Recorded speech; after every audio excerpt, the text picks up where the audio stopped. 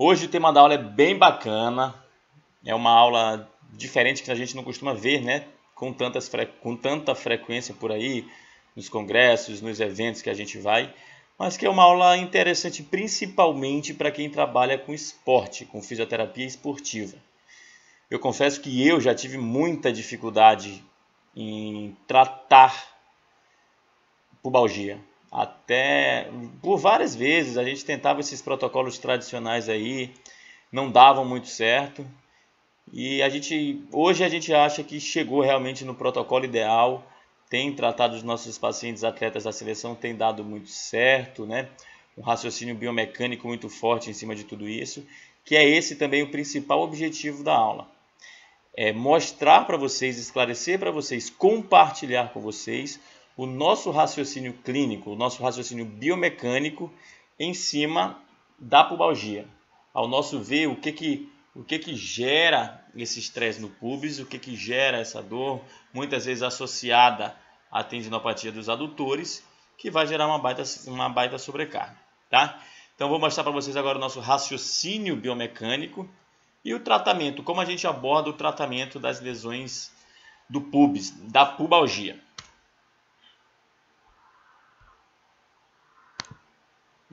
Bom, então o tema é exatamente esse, a pubalgia, que é extremamente comum, principalmente em pacientes atletas, em pacientes que praticam algum tipo de atividade física como impacto, logicamente, tá? Então, seja ele jogador de futebol, jogador de vôlei, também tem bastante pubalgia, apesar de não ser tão comum, principalmente por conta das quedas, que vai gerar microtraumas. A gente vai falar de microtraumas aqui na hora da aula.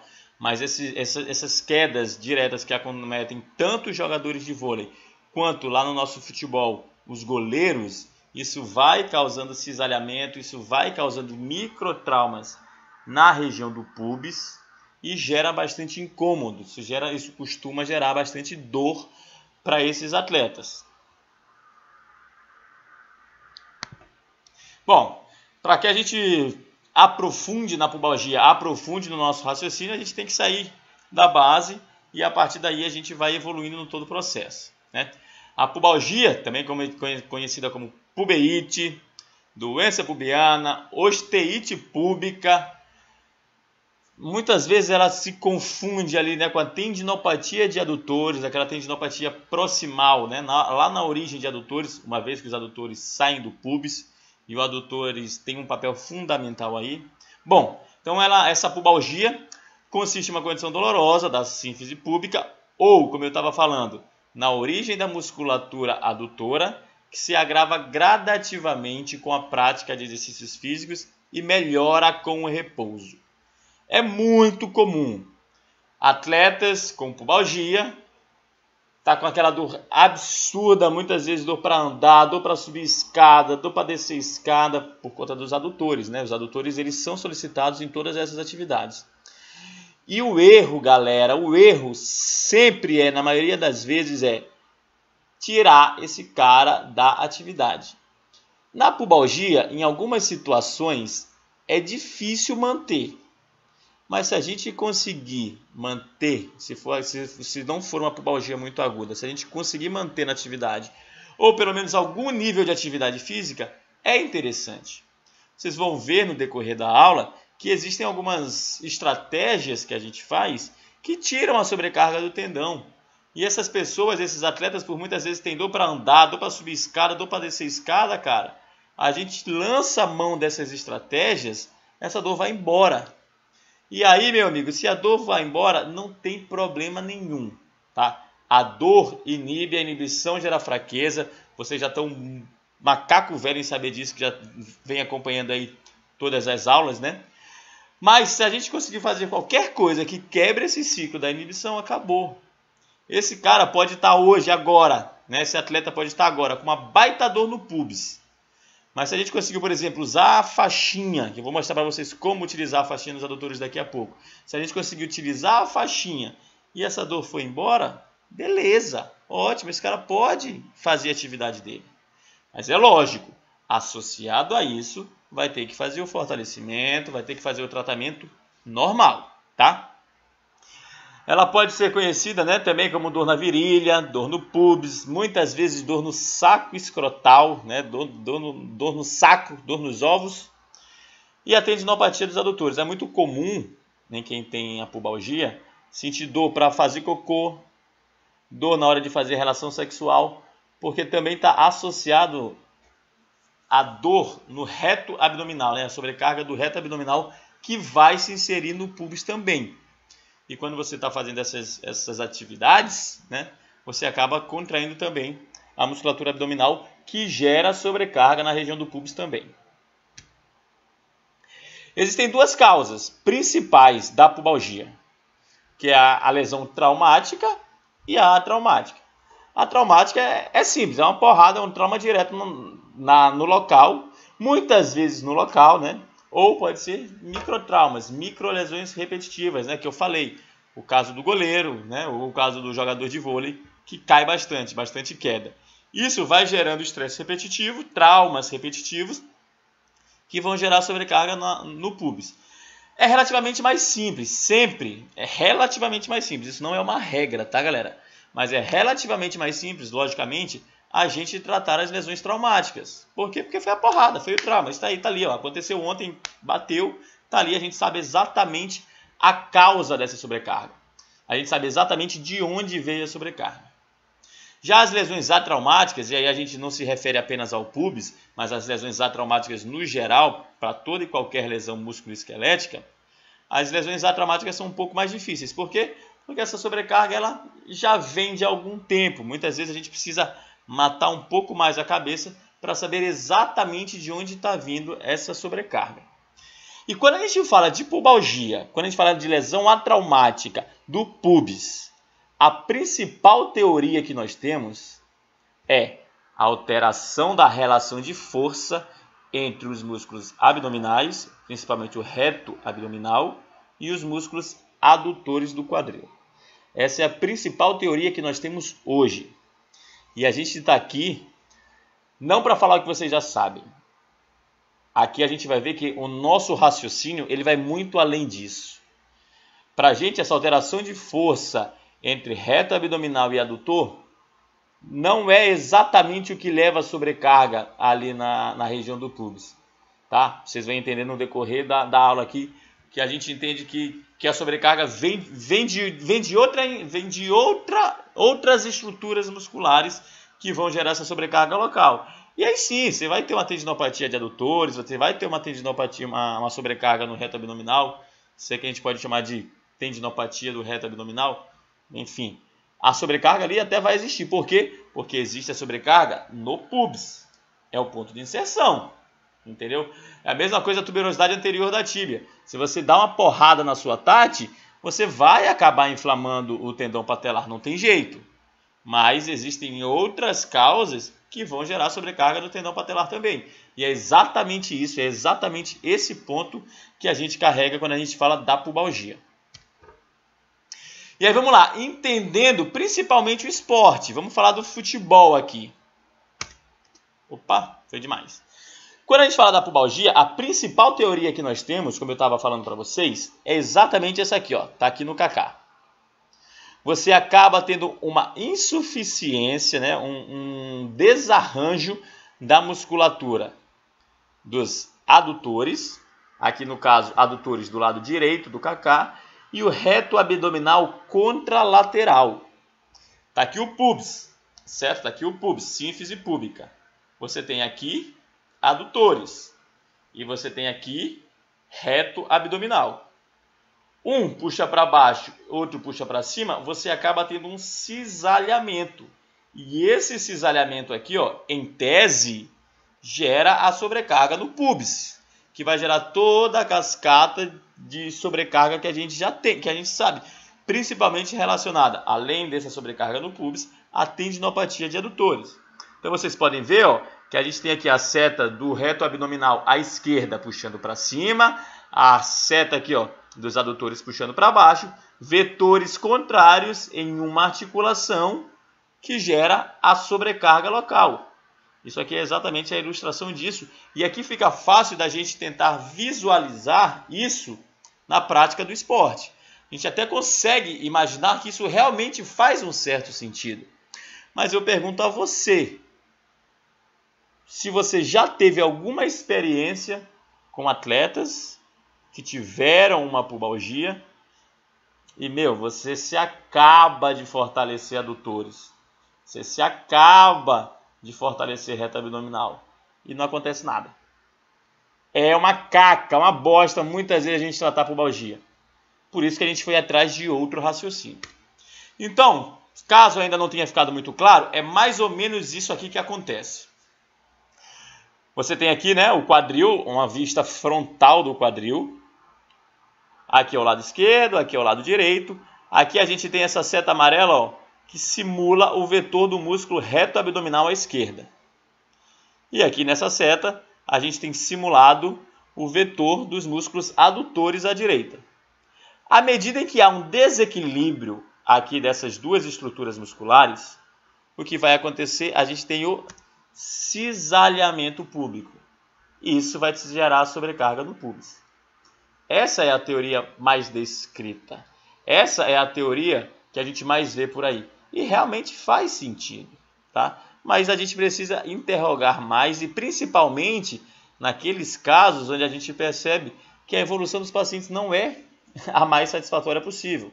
E é muito difícil você ver na literatura artigo de verdade bom relacionado à pubalgia. É muito difícil, tá? Então isso nos dá capacidade de tentar desvendar um pouco mais tudo isso. Então o que acontece a partir dessa alteração de força entre os músculos abdominais e os adutores é que você vai ter essa tração na sínfise púbica, que a gente acabou de ver. Isso aqui, ó. Reto abdominal puxa para cima, adutor puxa para baixo, e aí você acaba tendo essa tração na sínfise púbica, que vai gerar, como eu disse, microtraumas. Microtraumas repetitivos. Imagina isso aqui o tempo todo, ó. Cada chute lá do Kaká fazendo isso aqui, ó. Cada chute fazendo isso aqui. Adutor, a gente já viu o papel do adutor. Adutor é adutor do quadril, é flexor do quadril, é extensor do quadril, tem um pequeno vetor, mas é também rotador do quadril. Então ele é extremamente solicitado e ele está inserido exatamente ali no pubis, tá? Esses microtraumas vão gerar a instabilidade, né? Esse cisalhamento, essa instabilidade que vai te gerar dor, tá? Então a gente consegue entender todo esse complexo púbico que vem através da alteração de força dos abdominais versus os adutores. E uma vez que tudo isso aconteceu, essas aqui são as principais localizações que a gente tem de dor. Tá? O seu paciente com pubalgia não necessariamente vai sentir dor localizada no pubis. Ele pode sentir dor nos adutores, aqui ó, nessa região avermelhada, que é delícia se for assim. Delícia. É a tendinopatia pura de adutores, muitas vezes uma sobrecarga nos adutores, ótimo. Isso daí pra gente é mamata. A gente trata a tendinopatia dos adutores e já era. Assim como ele pode sentir também uma dor mais superior. Não lá para o reto abdominal, não lá para os adutores. E sim, mais localizada lá no reto abdominal. Ou aquela dor difusa na articulação do quadril. Tá? Essa dor na região anterior completa do quadril.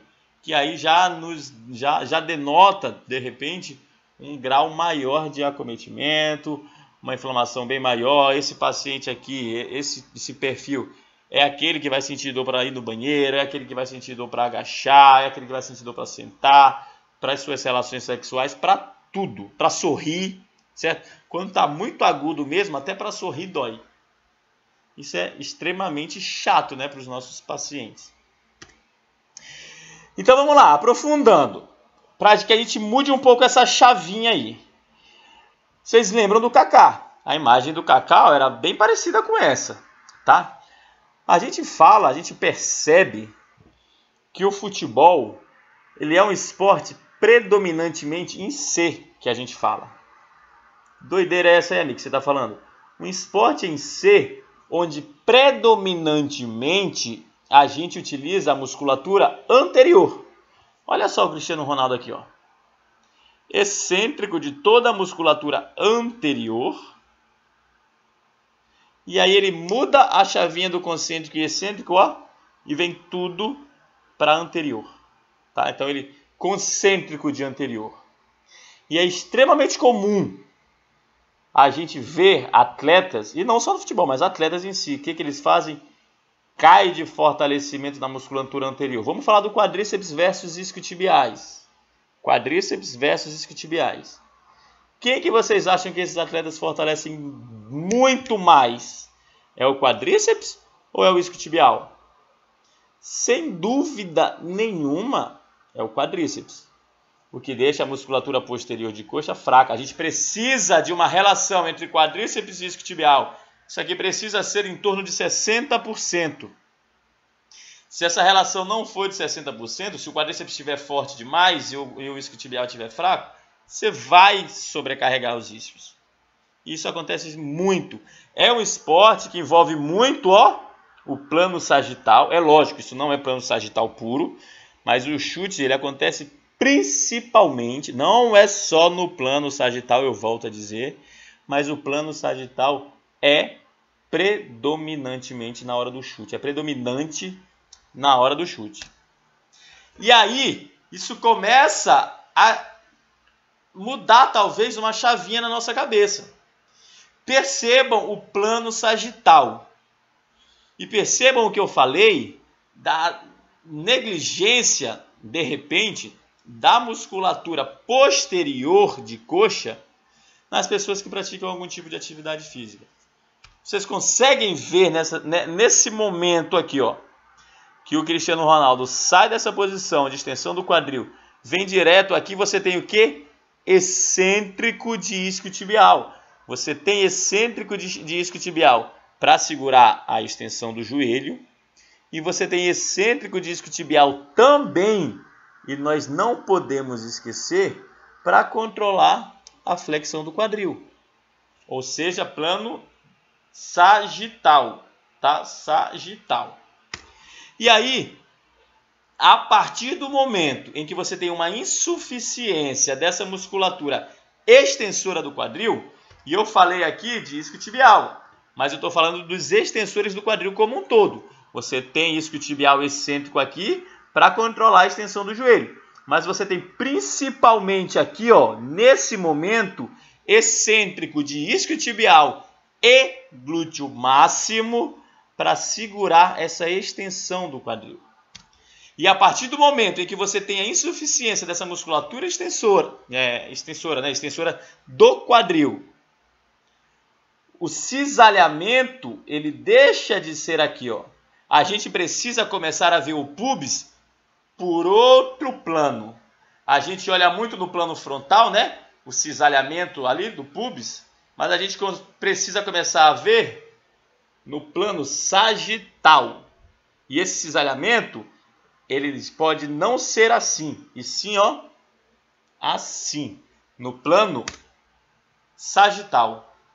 Você tem uma insuficiência dos extensores do quadril aqui, Isso aqui, isquiotibial inserido aqui, na espinha ilíaca posterior superior, na verdade, aqui, né? Opa! Você tem os isquiotibiais inseridos aqui nos isquios. A partir do momento em que há uma insuficiência dessa musculatura, o que vai acontecer com a sua pelve? Ela vai para o tilt anterior, tá? Você tem insuficiência da musculatura que puxa aqui, para baixo, que é extremamente comum no futebol. Você tem insuficiência da musculatura glúteo máximo, já está mais para cima, que vai puxar a sua pelve para cá, o seu ilíaco para cá. Você tem insuficiência dessas duas estruturas. Então o cisalhamento deixa de ser aqui e passa a ser aqui. Você gera um tilt anterior da pelve. Você precisa de alguém para reposicionar essa pelve para cá. E a partir do momento em que há essa insuficiência, você consegue perceber essa sobrecarga aqui no pubis? Então essa sobrecarga, ela pode vir não apenas em virtude da insuficiência de reto abdominal e adutores, mas principalmente insuficiência da musculatura extensora do quadril, que vai fazer com que a sua pelve faça um tilt anterior e gere o cisalhamento anterior do quadril. Desculpa, do pubis. E é isso que a gente acredita piamente. E a partir do momento em que a gente começou a dar um enfoque para a musculatura extensora do quadril nos nossos pacientes de pubalgia, tudo muda. Tudo mudou. Esses pacientes começaram a voar. A gente precisa ver o quadril mais 3D. Não pensar exclusivamente em adutor e reta abdominal. Isso daí, ó, eles são, de repente, uma consequência dessa instabilidade que está aqui. E aqui a gente vê exatamente o papel dos isquiotibiais. Olha só, cadê a cinética fechada? Isquiotibial está aqui. Cadê? Isquiotibial está aqui, ó. Isquiotibial. A partir do momento em que você faz o tilt anterior da pelve, você precisa desses isquiotibiais aqui, ó, puxando para baixo para neutralizar o pubis. Puxando para baixo para neutralizar o pubis. Se isso não acontece, você tem um pé em cadeia fechada, outro pé em cadeia aberta, você vai fazer o cisalhamento pela insuficiência dos músculos extensores do quadril. Quem são os principais? Isquiotibial e glúteo máximo, que são os dois músculos chave dentro do nosso protocolo de tratamento da pubalgia. Espero que vocês tenham entendido. Qualquer dúvida, eu espero que tenha bastante, deixa aqui embaixo e tamo junto. Simbora!